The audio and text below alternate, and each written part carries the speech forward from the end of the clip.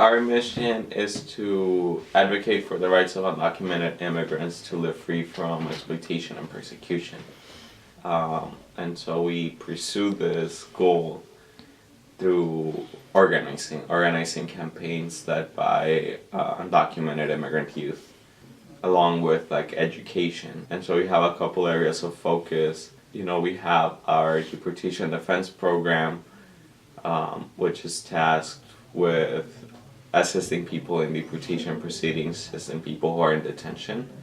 We have our youth organizing program, and which is doing outreach to youth, engaging them, and doing sort of educational work inside the high schools. And then our advocacy component, right, which is sort of that systemic, policy advocacy work, right? That's how sort of within there, right, it's those efforts, right, when we passed the sanctuary ordinance Santana and the universal representation resolution, right, along with sort of statewide legislation.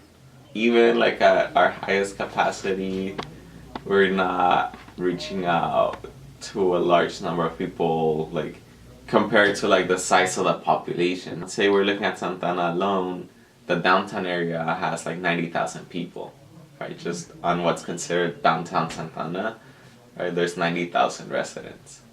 I think the part, right, that we can say where there's been change in the community, there's more engagement, right? Because we've tried to constantly have that, right? That it's not just us, if something's happening, that it's not just us going out to do something about it, right? That we bring people in to, take part in that process, to learn and to amplify, right, the message.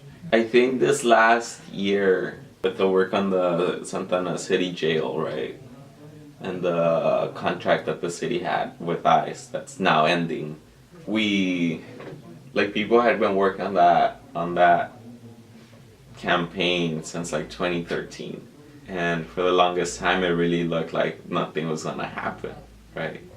And then suddenly there was an opportunity last year, right, when the city tried to actually expand the scope of detention in their jail. We found out on a Sunday, the vote was on a Tuesday, and we brought 100 people to 3 hours worth of testimony.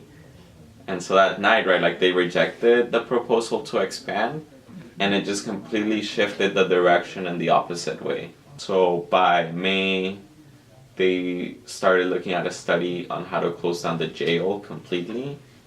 They voted to allow the contract to expire, to not renew it, right, when it expired in 2020.